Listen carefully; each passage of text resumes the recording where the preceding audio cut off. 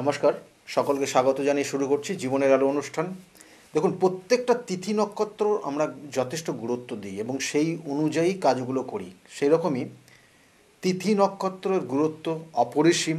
যেটা আপনি পঞ্জিকা দেখে যে কোনো ক্ষণের কাজ করেন যেমন, ঠিক এই তিথি নক্ষত্র আপনার ক্ষেত্রে আপনার যে সমস্যাগুলো রয়েছে সেই সমস্যাটাকেও কাজে লাগানো যায় সেই তিথি নক্ষত্র। তাহলে আপনি সেইখান থেকে বেরোবেন। আমি তো বারবার বলে থাকি যে তিথি নক্ষত্র এবং তার সঙ্গে সঙ্গে যে নির্দিষ্ট কানেকশান, সেটা যদি সঠিকভাবে তার প্রতিহত করা যায়, প্রতিঘাত করা যায়, তার সঙ্গে সঙ্গে প্রতিকার প্রতিবিধান করা যায়, তাহলে আপনি সেই নির্দিষ্ট জায়গার থেকে বেরিয়ে আসতে পারবেন। সেই জন্য তিথি নক্ষত্র খুব খুব গুরুত্বপূর্ণ প্রত্যেকের জীবনে। তাই আপনার ক্ষেত্রে হয়তো অশুভ কোনো যোগ রয়েছে, তার জন্য তার প্রতিকার প্রতিবিধানও সেই জন্য তার নির্দিষ্ট তিথি নক্ষত্রের প্রয়োজন, এবং তার ক্ষেত্রে দেখা গেলো আপনার ক্ষেত্রে শুভ কিছু হতে চলেছে এবং সেই ক্ষেত্রেও কিন্তু কোনো কাজ করতে হলে সেক্ষেত্রেও আমরা সেই জন্য দেখবেন যে আমরা পঞ্জিকা মতে বিভিন্ন তিথি নক্ষত্র দেখে তারপরে সেই শুভ কাজগুলো করি। সেটা মাঙ্গলিক অনুষ্ঠান থেকে যে কোনো ধরনের কিন্তু শুভ কাজ। তাই আগামী একটা তিথি আসছে, যেটা হচ্ছে রটন্তী কালী পূজা। এই রটন্তী কালী পূজার খুব খুব গুরুত্ব রয়েছে। অন্যান্য কালী পূজা বা অমাবস্যার তিথির থেকেও কিন্তু এটার গুরুত্ব রয়েছে যথেষ্ট। এবং এই যে এটা মানে সেই ক্ষেত্রে বলা হয় যে এই রটন্তী কালী পূজা কেন, রটন্তী কালী পূজা কেন নামকরণ হয়েছে, এর পিছনে কি কারণ, সেটা নিয়ে আজকের আলোচনা করব। এবং তার সঙ্গে সঙ্গে এই রটন্তী কালী পূজার তিথি যোগ, এবং সেই যোগেই কিন্তু সেই তিথিতেই কিন্তু কিন্তু আবির্ভূত হয়েছিলেন কিন্তু বগলা মা, এবং তার সঙ্গে সঙ্গে ছিন্নমস্তা কিন্তু আবির্ভাব এই তিথি। এবং প্রত্যেকটার গুরুত্ব নিয়ে আজকের আলোচনা করব। এবং তার সঙ্গে সঙ্গে এই শুভ এই ক্ষণে বা এই নির্দিষ্ট তিথিতে কোন ধরনের অশুভ ক্রিয়াকলাপ সম্পূর্ণ করলে পরে আপনার ক্ষেত্রে সেই বাধা বিপত্তির থেকে আপনি বেরিয়ে যেতে পারবেন এবং ভালো জায়গা পাবেন, সেটা নিয়েও কিন্তু আজকের আলোচনা থাকবে অবশ্যই। দেখুন, রটন্তী কালী পূজা কথাটার মধ্যে রয়েছে একটা রটনা সারম, অর্থাৎ একটা রটনা নিয়ে সেইখানে একটা বিষয় রয়েছে। এবং সেটা কি বলছে, এই তিথিতে শ্রী রাধা কাতর আহ্বানে, অর্থাৎ শ্রী রাধা তিনি কি করতেন না, তার কাতর আহ্বানে শ্রীকৃষ্ণ কিন্তু কালী মূর্তি ধারণ করেছিলেন। সেই জন্য বলা হয় কৃষ্ণ কালী মূর্তি পূজা হয় এই নির্দিষ্ট তিথিতে। তাই কৃষ্ণ কালী রূপে কিন্তু তিনি কিন্তু দেখা দিয়েছিলেন এবং সেই কুঞ্জবনে, এবং সেখানে কৃষ্ণের 4টে হাত ছিল এবং 4টে হাতে, এক হাতে খাড়া, এক হাতে চক্র, এক হাতে কিন্তু বাঁশি, আর এক হাতে ছিল কি না খড়পট। অর্থাৎ এই যে 4টে হাতে 4টে জিনিস অবস্থান করলো, এবং সেক্ষেত্রে কিন্তু কৃষ্ণ কালী রূপে সেখানে কিন্তু দেখা দিয়েছিল, এবং সেটাকেই বলা হচ্ছে রটন্তী কালী পূজা। কেন এর বিষয়ে রটন্তী কেন আসলো কথাটা, বলছে এই যে রূপ, এবং এই রূপের অবশ্যই রয়েছে মাথায় রয়েছে অর্ধচন্দ্র, এবং অর্ধচন্দ্র কিন্তু তার মাথায় রয়েছে। এখানে বলছে যে রাধিকা কি না, এই যে বিষয়টা মানে এই বিষয়টা কেন আসলো, কি কারণে, এবং সেটার একটু ব্যাখ্যা দিই। বলছে এখানে রাধিকা কিন্তু কি করছে না, যখন সেই কুঞ্জবনে কৃষ্ণের সঙ্গে দেখা করতে গেছে এবং কৃষ্ণের সঙ্গে রয়েছে, সেই সময় কিন্তু তার শ্বশুর বাড়িতে কে ছিল না, জটিলা এবং কুটিলা, তারা দুজন ছিলেন। এবং তারা দুজন কি করতেন না, তার স্বামী, তার স্বামীর নাম হচ্ছে আয়ান ঘোষ, সেই আয়ানকে কিন্তু তার সব সময় তার মাথায় এই কুবুদ্ধিগুলো দিত এবং বলতো যে তার স্ত্রী রাধিকা এই জিনিসগুলো করে বেড়ায়। এবং সেক্ষেত্রে স্বচক্ষে তাকে দেখানোর জন্য সেক্ষেত্রে কী করলো না, যখন এই কুঞ্জবনে সে কৃষ্ণের আহ্বান করছে এবং কৃষ্ণের সঙ্গে রয়েছে, অর্থাৎ এখানে যেটা বলা হচ্ছে বিশেষ করে জটিলা এবং কুটিলা তখন আয়ানকে বলল যে তুমি যাও, গিয়ে দেখবে যে সেখানে রাধিকার সঙ্গে কৃষ্ণ রয়েছে। আয়ানকে উত্তেজিত করে দিল, রাগিয়ে দিল, এবং আয়ান সঙ্গে সঙ্গে সেই স্থানে গিয়ে অবস্থান করলো এবং দেখতে গেল যে রাধিকা কি করছে। এবং গিয়ে দেখে রাধিকা সে কালী পুজো করছে, অর্থাৎ কালীকে পুজো করছে, কালী রূপ ধারণ করেছে, কারণ সেখানে কৃষ্ণ কালী রূপ ধারণ করে, অর্থাৎ এখানে সেই কৃষ্ণ কালী রূপ ধারণ করে সেখানে পুজো করছে কে না, রাধিকা পুজো করছে তাকে। এবং আয়ান যখন এই পরিস্থিতি দেখলো তখন সে কিন্তু ওই জটিলা এবং কুটিলার ওপর খুব রেগে গেলেন এবং তিনি বিশ্বাস করলেন যে এখানে সে কিন্তু রাধিকা সে কৃষ্ণের পুজো করতেই আসেন। এবং এই মতো অবস্থায় সে আবার ফিরে গেলেন। এবং এই যে এটা এইভাবে কিন্তু ব্যাখ্যা দেওয়া হয়েছে। এবং তার সঙ্গে সঙ্গে বলা হচ্ছে যে এই যে অমাবস্যার তিথিটা খুব গুরুত্বপূর্ণ অমাবস্যার তিথি। কেন বলা হচ্ছে? কারণ এইখানে কিন্তু যেমন ফলহারিণী অমাবস্যার যেমন গুরুত্ব রয়েছে, বা কিন্তু নভেম্বর বা যেটা আপনার বিশেষ করে আমাদের দীপাবলি যে কার্তিক মাসের অমাবস্যা তিথি যে হয়, সেই কিন্তু দীপান্বিতা কালী পূজা যেমন গুরুত্ব, সেই রটন্তী কালী পূজারও কিন্তু সেই ধরনের জনপ্রিয়তা রয়েছে এবং সেইভাবে গুরুত্ব রয়েছে। এবং এটা মাঘ মাসের কৃষ্ণপক্ষের চতুর্দশী তিথিতে কিন্তু এই রটন্তী কালী পূজা হয়, মাঘ মাসের কৃষ্ণপক্ষের চতুর্দশী তিথিতে এবং এই কালী পূজা হয়। এবং এই চতুর্দশী তিথি এবং অমাবস্যা তিথির যে নির্দিষ্ট যে সংযোগ, সেটা খুব খুব গুরুত্বপূর্ণ। এবং এই নির্দিষ্ট স্থানে মায়ের অর্থাৎ মা কালীর যে মহিমা সেটা কিন্তু প্রকাশিত হয়। এবং কার্তিক এবং এখানে বলবো যে এখানে বিশেষ করে দশ মহাবিদ্যার, এবং এই নির্দিষ্ট তিথিতে বলা হচ্ছে দশ মহাবিদ্যার যিনি ষষ্ঠ দেবী অর্থাৎ ছিন্নমস্তা, এবং অষ্টম দেবী যিনি হচ্ছেন মা বগলা, তারও কিন্তু আবির্ভাব এই দিবস বা আবির্ভাব তিথি হচ্ছে এই নির্দিষ্ট চতুর্দশীর তিথিতে। তাই এই নির্দিষ্ট চতুর্দশী আবির্ভাব তিথি কেন, কী কারণ অবশ্যই বলবো।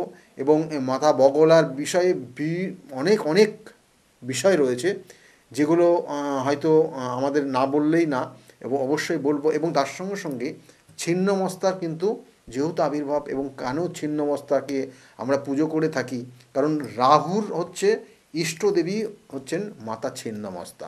আমাদের যে 9টা গ্রহ রয়েছে, 9টা গ্রহের মঙ্গলের যে ইষ্টদেবী তিনি হচ্ছেন মাতা বগলা। তাই মঙ্গল এবং রাহুর কারণে আমাদের বর্তমান সমাজ ব্যবস্থা বিভিন্নভাবে কিন্তু সমস্যায় পড়ছে। কারণ রাহু অনেক কিছু মানে বর্তমান সমাজ ব্যবস্থায় রাহু এবং শুক্র যেমন কন্ট্রোল করছে, এবং তার কারণে আপনার মধ্যে চাহিদা, আপনার মধ্যে আশা আকাঙ্ক্ষা সব কিছু রাহু বাড়িয়ে দেয়। আপনি খারাপ পথে পরিচালিত হলে খারাপটা আপনার জীবনে বেশি চলে আসবে, আবার আপনি ভালোটা যদি করেন তো ভালোটা বেশি হবে। তাই রাহু এক সময় দিয়ে দেয় আর এক সময় পুরোটা নিয়ে চলে যায়। তাহলে রাহুর নেগেটিভ প্রভাব রয়েছে, এবং রাহু বেশ কিছু গ্রহের সঙ্গে কানেকশন পারলে যদি পেয়ে যায় তাহলে আপনার ক্ষেত্রে বিভিন্ন ধরনের দোষ তৈরি করে। তাহলে একটা জাতক বা একটা জাতিকা রাহুর প্রভাবে যদি নেগেটিভ প্রভাব দেয়, তাহলে সেক্ষেত্রে সে কী না হতে পারে, মানে যদি নেগেটিভ প্রভাব দেয় তাহলে জানবেন যে সেই জাতক বা সেই জাতিকা ব্যভিচার পর্যন্ত হয়ে যেতে পারে। তার দেখা গেলো বিবাহ বহির্ভূত সম্পর্কে জড়িয়ে যেতে পারে। আবার দেখা গেলো তার ছোটোবেলায় তার পড়াশোনার জায়গায় বন্ধুবান্ধবদের প্রতি বেশি আসক্ত হয়ে গিয়ে বন্ধুবান্ধবদের প্রতি আসক্ত হওয়ার জন্য তার পড়াশোনা পর্যন্ত পুরো ড্যামেজ হয়ে যেতে পারে। এবং দেখা যাচ্ছে বাড়ির যারা মেম্বার রয়েছে তাদের কথা একদম শুনতে চাইবে না, অবাধ্য হয়ে যাবে। এবং ছোটোবেলায় তারা নেশায় আসক্ত হয়ে যায় রাহুর নেগেটিভ প্রভাব থাকলে। তাই রাহুর ইষ্টদেবীকে যদি আপনি সন্তুষ্ট করতে পারেন, রাহুর ইষ্টদেবীকে যদি সঠিকভাবে তার পূজা পাঠ এবং তার সঙ্গে সঙ্গে বিভিন্ন ক্রিয়ার মাধ্যমে সেই জায়গাগুলোকে যদি প্রতিবিধান করতে পারেন এই নির্দিষ্ট তিথিতে, তাহলে সেখান থেকে সেই জাতক জাতিকা বেরিয়ে আসতে পারবে। কারণ দেখা যাচ্ছে বিবাহিত জীবনে কি না অসৎ সঙ্গে মিশে যাওয়া, বা বিবাহিত জীবনে দেখা গেলো যে কি অবৈধ সম্পর্কে মিশে গেছে, অবৈধ সম্পর্কে জড়িয়ে গেছে, এগুলো সাধারণত দেখা যায়। এবং তার কারণে জীবনটা কিন্তু তছনছ হয়ে যেতে পারে, সংসারটা নষ্ট হয়ে যেতে পারে। এবং সেই সঙ্গে সঙ্গে আপনার সন্তানের ক্ষেত্রেও কিন্তু বহু গুণ খারাপ জায়গা তৈরি হয়ে যেতে পারে। তাই সেক্ষেত্রে কিন্তু জানবেন যে রাহুর যথেষ্ট প্রভাব সেখানে কিন্তু রয়েছে। কারণ আমি রাহুর ইষ্টদেবী নিয়ে একটু আলোচনা করলেই বুঝতে পারবেন যে এই যে মানে ব্যভিচারী জীবন বা অসৎ সঙ্গে মিশে যাওয়া বা দেখা যাচ্ছে যে বিবাহ বহির্ভূত কোনো সম্পর্কে লিপ্ত হয়ে যাওয়া, বা দেখা গেলো যে তার জীবনটা পুরো ছন্নছাড়া অবস্থা তৈরি হওয়া, এগুলোর মূলে কিন্তু সেই ইষ্টদেবী যিনি হচ্ছেন মাতা ছিন্নমস্তা, তার যে বর্ণনাটা আমরা পাই, তাহলে সেখানে কিন্তু তার বর্ণনাতে অনেক কিছু বিষয় রয়েছে, যেটার মধ্যে যে আমরা যদি তাকে সঠিকভাবে সেই নিষ্ঠার সঙ্গে পূজা পাঠ এবং তার সঙ্গে সঙ্গে বিভিন্ন ক্রিয়া, আমি বারবার বলছি ক্রিয়া কেন বলছি, কারণ এটা দশ মহাবিদ্যার ক্রিয়া। দশ মহাবিদ্যার ক্রিয়া একমাত্র তন্ত্র প্রয়োগের মাধ্যমে এই ক্রিয়া সম্পন্ন করা যায়। সেই জন্য অনেক ক্ষেত্রে এটা সকলে করে উঠতে পারে না। তাই এই দশ মহাবিদ্যার ক্রিয়া, যেমন বলবো যে বগলামা, এবং সেই বগলামায়ের যে নির্দিষ্ট আবির্ভাব তিথি এবং এই বগলামায়ের তিথির নক্ষত্র দেখে যদি তার ক্ষেত্রেও সেই প্রয়োগ করা যায়, কারণ বগলামায় কিন্তু অবশ্যই জানবেন যে আপনি যদি সঠিক পথে চলতে পারেন তাহলেই কিন্তু সেই মাতা বগলার আপনি কিন্তু আরাধনা বা তার সেবায়ত হতে পারবেন। না হলে কোনোভাবেই আপনার দ্বারা সম্ভব হবে না, বরঞ্চ হিতে বিপরীত হয়ে যাবে। কারণ এখানে আপনি কতটা নিষ্ঠাবান, আপনি কতটা সৎ এবং আপনি কতটা ভালো মানুষের জন্য কিছু উপকার করতে চলেছেন সেটা আপনার দ্বারা বোঝা যাবে। অর্থাৎ আপনি যখন মাতা বগলার পুজো করবেন তখন আপনাকে নিষ্ঠাবান হতে হবে, আপনাকে সৎ হতে হবে, না হলে আপনি পারবেন না, বরঞ্চ আপনার উল্টে রিয়্যাক্ট হবে এবং আপনার ক্ষেত্রে ক্ষতি হবে। তাই সেই জন্য বগলার পূজা পাঠ অনেকেই করতে চায় না। তাহলে এখানে আজকের আলোচনা অবশ্যই করব যে এই দুজনের ক্ষেত্রে এবং এই দুই দেবীর ক্ষেত্রে কি বৈশিষ্ট্যগুলো রয়েছে এবং কেন কেন আমি তাদেরকে পুজো করব, আমাদের কি সমস্যার থেকে সেখান থেকে বেরোতে পারি সেটা বিস্তারিত। প্রথম অবস্থায় বলি যে মাতা ছিন্নমস্তা, তার যে বর্ণনা আমরা পাই তাতে সেখানে কিন্তু উল্লেখ রয়েছে যে তার সহচরী দুজনকে নিয়ে তিনি একটা নির্দিষ্ট সরোবরের তীরে বেড়াতে গেছিলেন, এবং সেই মতো অবস্থায় তাদের সেই সহচরের তাদের কি হলো না, তাদের ক্ষুধা পেয়ে গেল, এবং সেই ক্ষুধা নিবারণের জন্য তারা অতিষ্ঠ হয়ে পড়ল এবং কোনোভাবে তারা ক্ষুধা নিবারণ করতে পারল না। এই মতো অবস্থায় তখন মাতা ছিন্নমস্তা তিনি কি করলেন, কারণ তাদেরকে তার সহচরী তাদেরকে নিয়ে গেছে এবং তার ক্ষুধা নিবারণের দায়িত্বও তার, এবং সেই দায়িত্ব পূরণ করার জন্য সে তার নিজের মাথা থেকে অর্থাৎ ঘাড় থেকে মাথাটা আলাদা করে নিলেন, ছিন্ন করে দিলেন। অর্থাৎ তিনি গলা কেটে মাথাটাকে মুন্ডটাকে এক হাতে নিলেন এবং তার গলা দিয়ে ফিনকি হয়ে তিনটে প্রবাহিত হলো, তিনটে স্রোতে প্রবাহিত হলো তার রক্ত, শরীরের রক্ত। এবং এই তিনটে প্রবাহ ধারা, এই তিনটে ধারা, একটা ধারা পড়ল কি না, তার যে দুই অর্থাৎ এখানে বলবো যে দুটো ধারা গিয়ে পড়ল তার সহচরী তাদের মুখে, এবং তারা সেই রক্ত পান করতে থাকলো, তার শরীরের রক্ত সে পান করিয়ে সে কিন্তু তাদের ক্ষুধা নিবারণ করলো। এবং আরেকটা ধারা সে কিন্তু তার সেই যে মুন্ডুটা, তার যে মাথাটা সে কেটে এক হাতে ধারণ করেছিল সেই মাথার সেই মুখে গিয়ে পড়ল। এবং এখান দিয়ে প্রমাণ করা হচ্ছে যে তিনি একদিক দিয়ে যেমন অন্যকে সহযোগিতা করেন এবং তার সঙ্গে সঙ্গে অর্থাৎ অন্যের অন্ন জোগাড় করেন এবং নিজের কিন্তু সেক্ষেত্রে কিন্তু তার নিবারণ করে, তার ক্ষুধাও তিনি কিন্তু নিবারণ করতে পারেন। এবং এর সঙ্গে সঙ্গে আরেকটা জিনিস খুব গুরুত্বপূর্ণ, যেটা হচ্ছে তিনি যেখানে অবস্থান করছেন, তিনি যেখানে দণ্ডায়মান আছেন তার নিচে অবস্থান রয়েছে কামদেব এবং অর্থাৎ কামদেব এবং রতিদেব, তারা অবস্থান করছে সঙ্গমরত অবস্থায়, এবং সেই কামদেব এবং রতিদেব তাদের ওপরে কিন্তু তিনি দণ্ডায়মান আছেন। অর্থাৎ এইখানে এই যে কামনা বাসনা এবং তার সঙ্গে সঙ্গে অন্য সম্পর্কে জড়িয়ে যাওয়া, আপনার সন্তান দেখা গেল যে এমন কোনো খারাপ সঙ্গে জড়িয়ে গেছে, তাহলে সেক্ষেত্রে কিন্তু এই ছিন্নমস্তার অবশ্যই সেখানে প্রয়োগ রয়েছে। কি ধরনের সমস্যা, সেক্ষেত্রে ব্যভিচারী দোষে কি পরিণত হয়েছে, সে তার দেখা গেল যে অনেক সময় দেখবেন যে এই ধরনের প্রভাব যাদের মধ্যে থাকে তারা দেখা গেল যে বয়সের কোনো বীজ তাদের মধ্যে থাকে না, অর্থাৎ মান্যতা, বয়সের যে একটা নির্দিষ্ট মান্যতা দেওয়া হয় সেই জায়গাগুলো কিন্তু তাদের মধ্যে থাকে না। তাহলে এই যে জায়গাগুলো, সেই রকম কি জায়গা তৈরি হয়ে গেছে আপনার সন্তানের, বা আপনি যাদের সঙ্গে রিলেশনে যুক্ত রয়েছেন তাদের ক্ষেত্রে কি এই ধরনের কোনো সমস্যা দেখছেন? তাহলে কিন্তু অবশ্যই এই ছিন্নমস্তার প্রয়োগ অবশ্যই করতে হবে, এবং নির্দিষ্ট তিথি নক্ষত্র, আমি বারবার বলি, তিথি নক্ষত্র এবং ক্ষণ দেখে যদি তার প্রতিকার প্রতিবিধান দেওয়া যায়, তাহলে সেখান থেকে বেরিয়ে আসবেন। এই যে বললাম ব্যভিচারী দোষ, ব্যভিচার অবস্থা, টাকা পয়সা তছনছ করে দিচ্ছে আপনার সন্তান, এমন কিছু সঙ্গ দোষে মিশে যাচ্ছে এবং বন্ধু বান্ধব তার কোনো বাদ বিচার নেই, সেই ক্ষেত্রে কিন্তু এই বিশেষ করে মাতা ছিন্নমস্তার এই আবির্ভাব তিথিতে তার প্রয়োগ করলে পারে সেখান থেকে কিন্তু সে বেরিয়ে আসতে পারবে। অবশ্যই বলবো, স্বামী স্ত্রীর মধ্যে দেখা গেল যে সম্পর্কটা এমন তলানিতে পৌঁছে গেছে, এবং দেখা গেল যে কেউ না কেউ এক তো পরক্রিয়ায় আসক্ত হয়ে গেছে। খুব গুরুত্বপূর্ণ তিথি এই তিথি, এবং এই পরক্রিয়ার কারণে আপনার সংসারটা হয়তো ভেঙে যাওয়ার মতো অবস্থা। দেখবেন যে কোনো কোনো ক্ষেত্রে তাদের মধ্যে কারোর ক্ষেত্রে ছন্ন ছাড়া পরিস্থিতি তৈরি হচ্ছে, ছন্ন ছাড়া জায়গা তৈরি হচ্ছে। আবার কোনো কোনো ক্ষেত্রে দেখা গেল তার মধ্যে এমন কিছু জায়গা তৈরি হচ্ছে ব্যভিচার, অর্থাৎ একটার সঙ্গে সে কিন্তু ক্ষান্ত থাকে না, একাধিক সঙ্গ তার জীবনে তৈরি হচ্ছে, এবং তার কারণে তার জীবন, তার সংসার, তার সব কিছু তছনছ হয়ে যাচ্ছে, তার অর্থ শেষ হয়ে যাচ্ছে, সম্পত্তি শেষ তলানিতে পৌঁছে গেছে।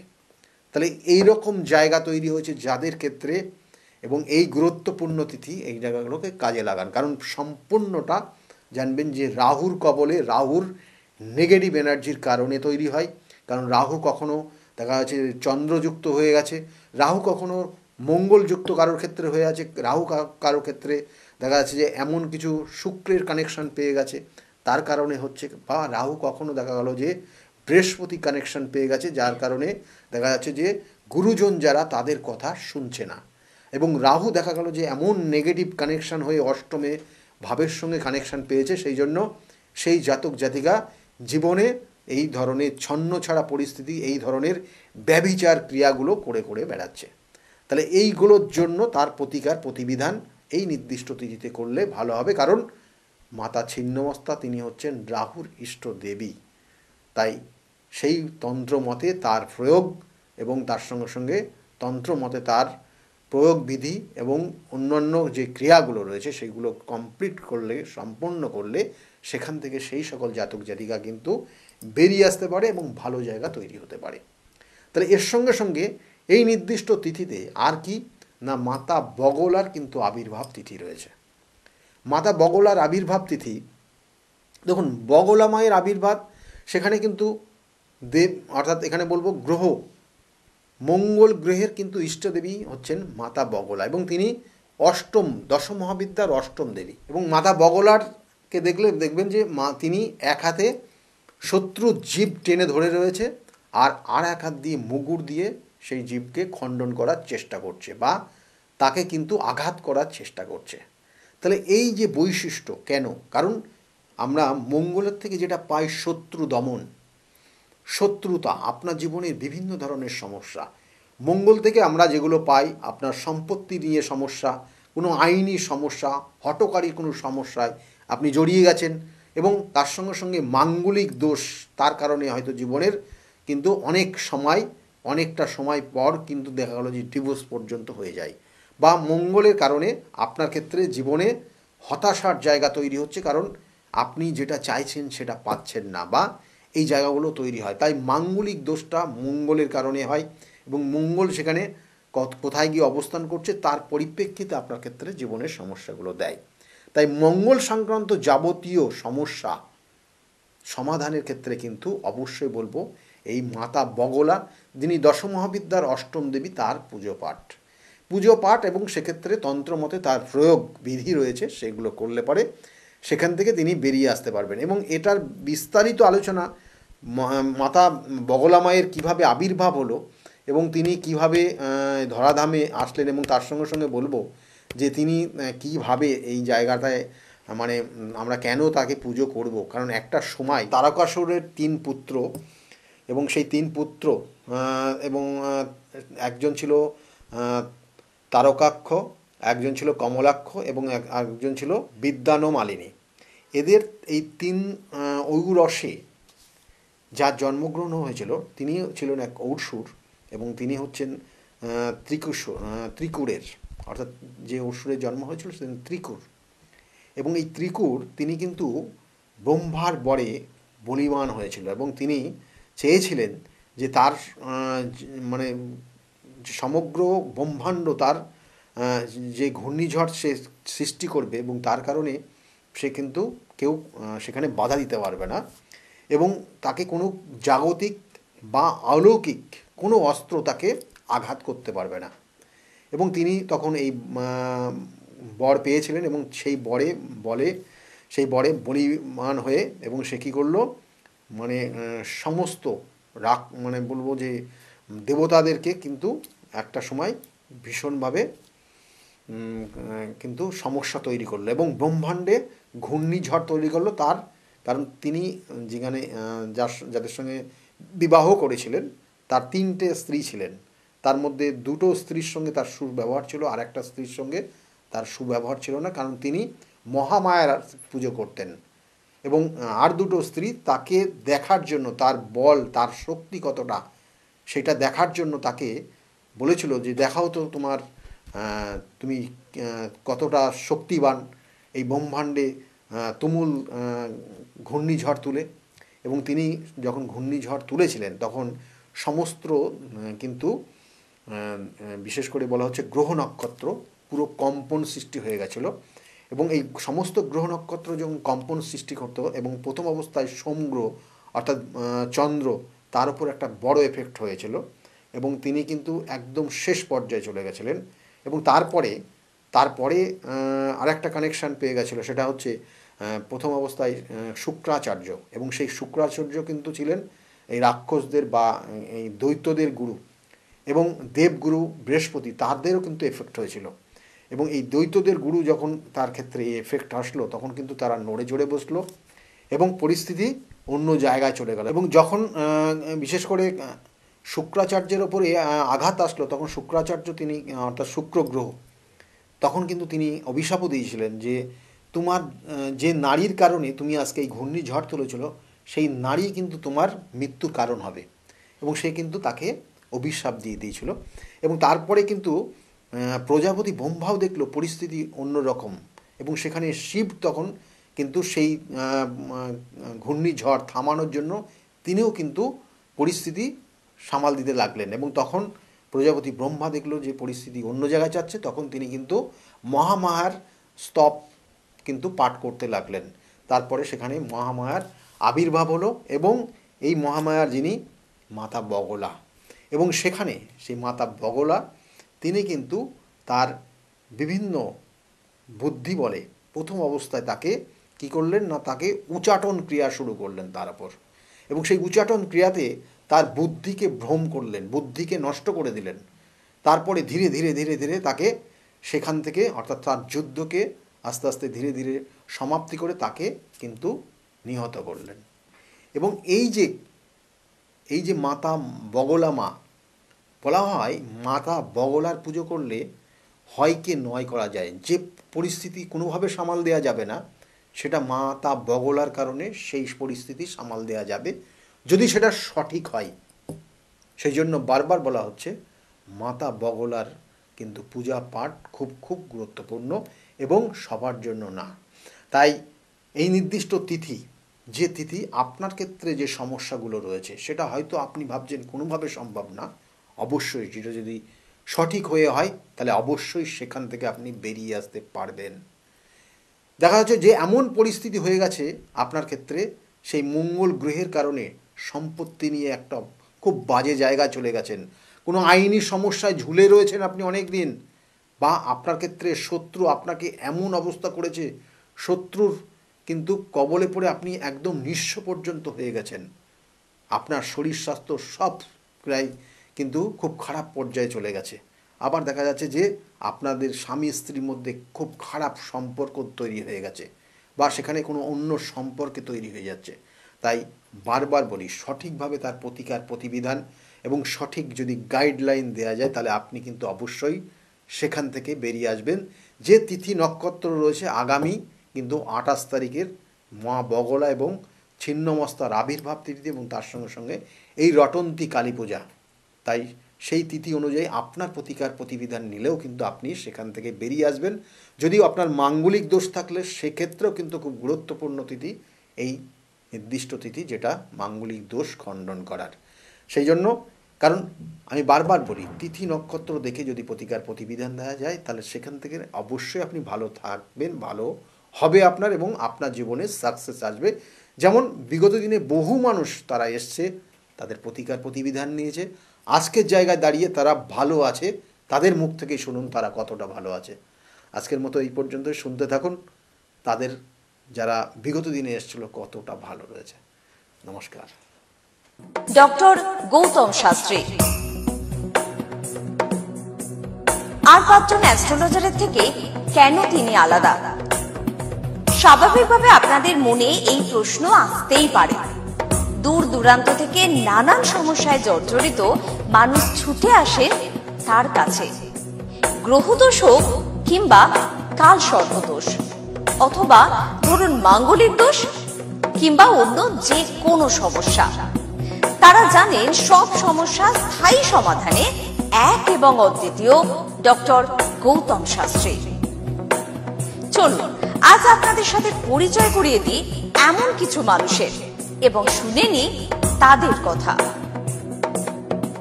আমার বাবা 2021 সালে প্রথমবার স্যারের কাছে আসেন, আর মানে বাবার ব্যাপারে যে প্রেডিকশনগুলো করা হয়, মানে প্রত্যেকটা প্রেডিকশন প্রচণ্ড অ্যাকিউরেট ছিল। তারপরে তো বাবার বিভিন্ন কাজে মানে স্যার হেল্প করেছেন, যেগুলোতে রেমিডি দিয়ে প্রত্যেকটা কাজই তারপর মানে খুব আমরা ফলও পেয়েছিলাম। তারপর মা আমায় নিয়ে আসে। আমার ব্যাপারেও স্যার যে প্রত্যেকটা প্রেডিকশন করে প্রত্যেকটাই এতটাই অ্যাকিউরেট ছিল, মানে অনেকটা অবাক করার মতোই অ্যাকিউরেট ছিল। আর মানে মনে হয়েছিল আরও আগে আসলেই ভালো হতো, আরও অনেক কিছু বেটার হতে পারতো। কিন্তু তারপরে যখন রেমিডি নেওয়ার পরে আর প্রচণ্ড অনেক রকম ফল পেয়েছি আমি, আমার মা, আমার বাড়িরও সবাই এসেছে, মানে সবাই অনেক ভালো ফল পেয়েছি। আর মানে স্যার শুধুমাত্র ফলের দিক থেকেই না, এখানে এসে পুজো দিয়ে স্যারের ব্যবহারও খুব ভালো। আর মানে প্রত্যেকটা জিনিসের ক্ষেত্রে তিনি মানে খুব অ্যাটেন্টিভ, খুব ভালোভাবে শোনেন, প্রত্যেকটা জিনিসের সেভাবেই সলিউশন দেয়।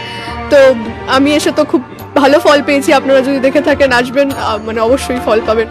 স্যারের কাছে আমি 2019 সাল থেকে আসছি।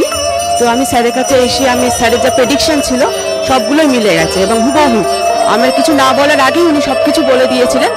তাই জন্য আমি ফল পেয়েছি বলে আমি ওনার কাছে এত দূর কাঁচরাপাড়াতে এসেছি। দাদার কাছে এসে আমি আমার নিজের সংসারের যা দায়িত্ব ছিল, অসুবিধা ছিল, সেই সবগুলোও আমি পেয়েছি। কি কাজকর্ম ছিল না, সেই সব কাজকর্মগুলোও আমি নিজের হাতে পেয়েছি, সব কিছু পেয়েছি।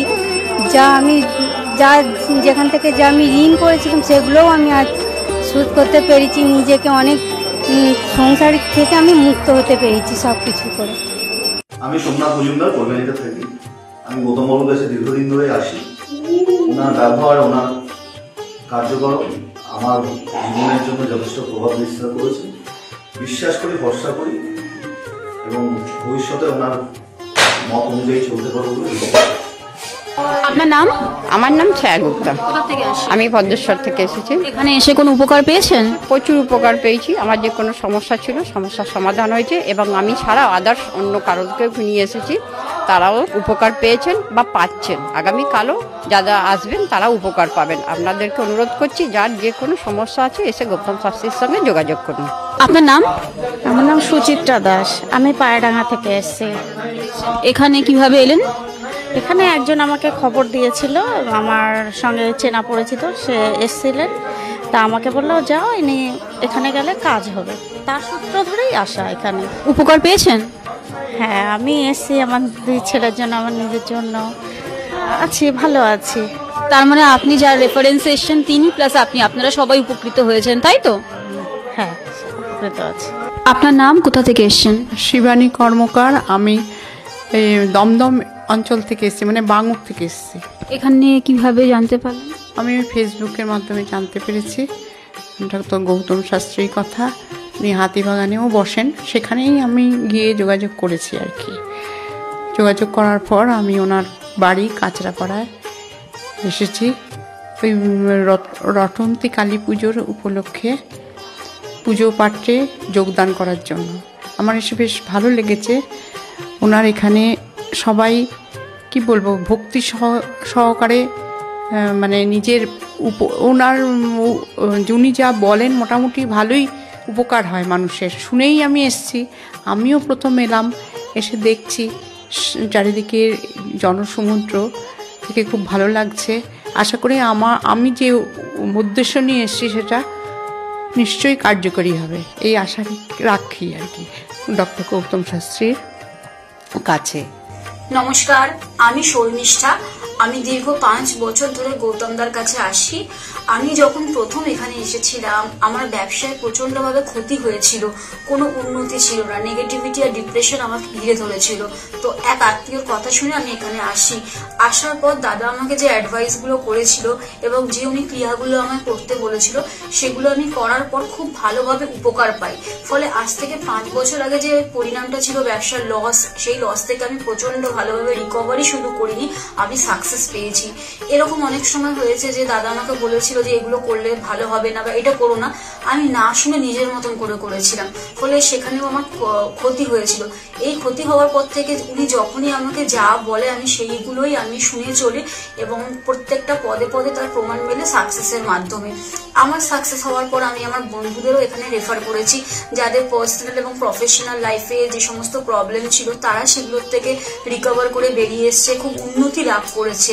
এই সমস্ত ঘটনা আমাদের এবং আমার বন্ধু বান্ধবের জীবনে এতটাই একটা পজিটিভ সাইন এনেছে, আমি এবং আমার বন্ধু এবং আমার আত্মীয়রা সবাই আমরা ডক্টর গৌতম শাস্ত্রীর কাছে আমরা সবাই উপকৃত লাভ করি এবং আমরা ডক্টর গৌতম শাস্ত্রীর কাছে অসংখ্য ধন্যবাদ জানাই, উনি আমাদের এত সুন্দরভাবে অ্যাডভাইস করে থাকেন বলে।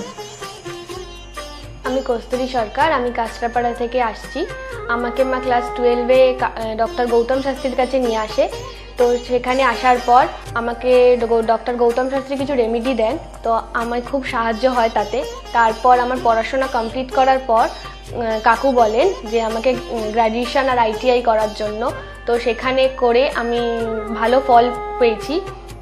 তারপর আমার চাকরি লাইনে আসা, তো ডক্টর গৌতম শাস্ত্রী বলেন যে আমি এই মাসের মধ্যে একটা ভালো চাকরি পাবো, তো সেটা 1 মাসের আগেই আমি পেয়ে গেছি। তো আজকে সেটাই জানাতে এসেছি কাকুকে যে আমি চাকরি পেয়েছি। তো আপনারাও যদি আসতে চান, ভালো ফল পেতে চান, কাকুর সাহায্য পেতে চান, তো আপনারাও আসুন। আশা করি আপনারাও ভালো ফল পাবেন এবং সাহায্য পাবেন। নমস্কার। নমস্কার, আমি জয়িতা গুহ। আমি গত এপ্রিল মাস থেকে খুব সমস্যায় পড়েছিলাম। আমার কাজের দিক থেকে সমস্যা ছিল, বসের সাথে এবং পারিপার্শ্বিক আমার যে কলিগরা ছিল তাদের সাথে খুবই সমস্যা জড়িত হয়েছিলাম। তো তারপরে সেই কাজটা আমি আর অবশেষে টিকিয়ে রাখতে পারিনি, সেটা আমাকে বাধ্য হয়েছিলাম আমি সেটা ছেড়ে দিতে। তারপরে একটা খুব আর্থিক দিক থেকে খুব ভেঙে পড়েছিলাম।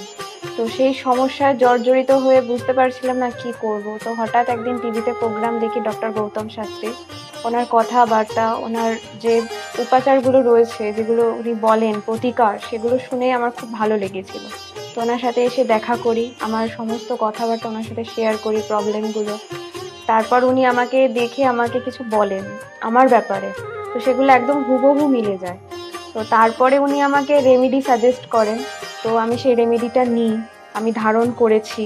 তো ধারণ করার পর আমি আস্তে আস্তে নিজের মধ্যে একটা চেঞ্জ দেখতে থাকি।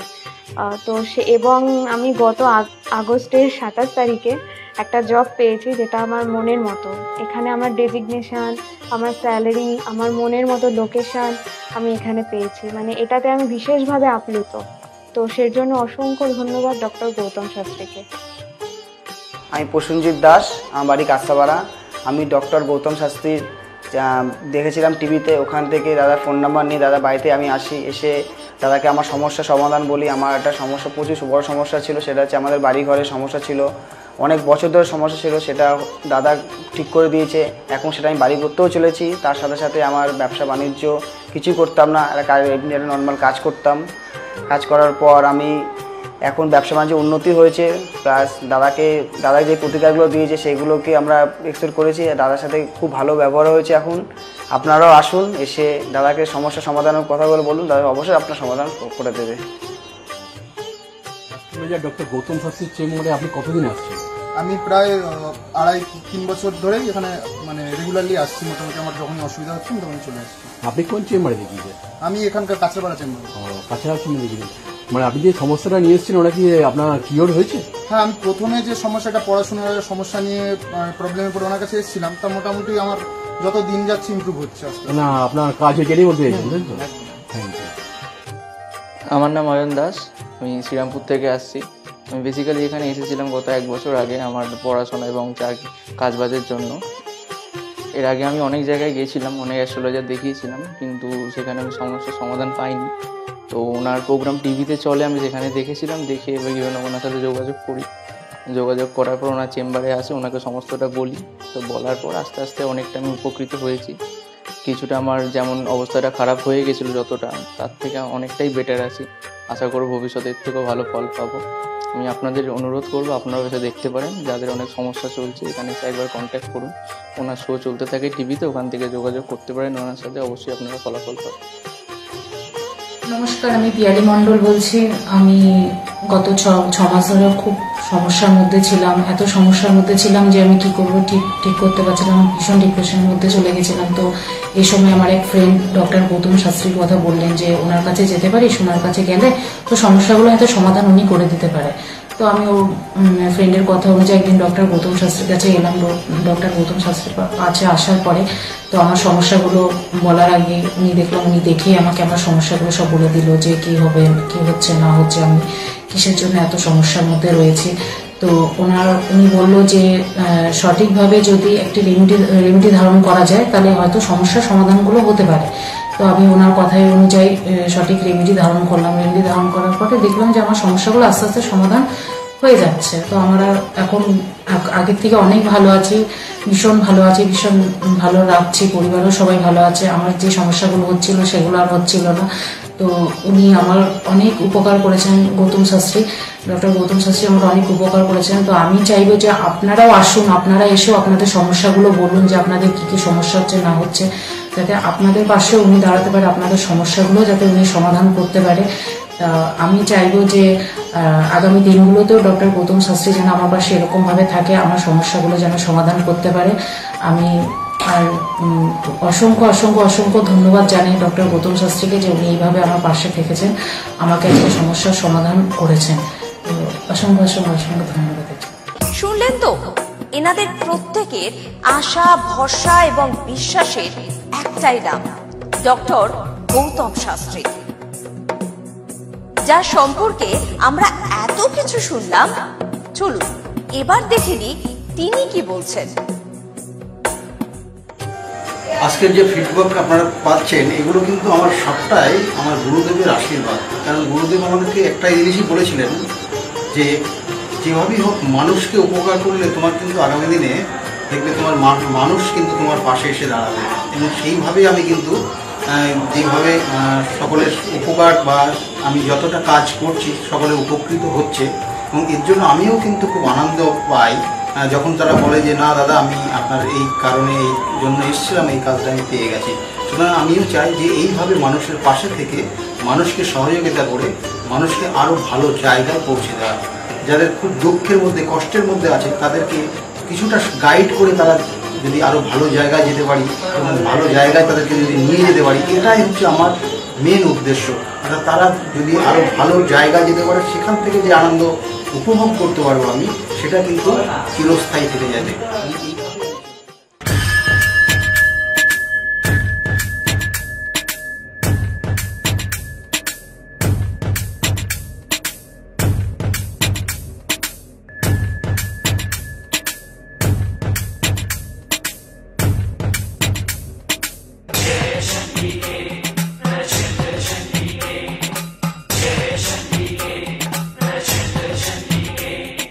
Jai Shambhike,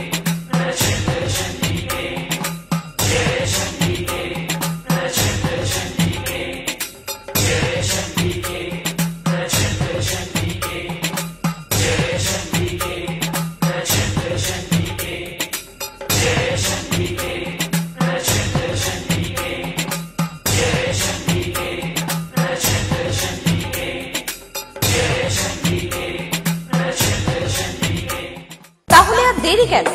চটপট ফোন করুন 9836410969 অথবা 8335805241 এই নাম্বারে। শুধুমাত্র একটি ফোন যা পাল্টে দিতে পারে আপনার গোটা জীবন। জ্যোতিষবিদ, বাস্তুবিদ, হস্তরেখা বিশারদ ও spiritual guide doctor Gautam Shastri.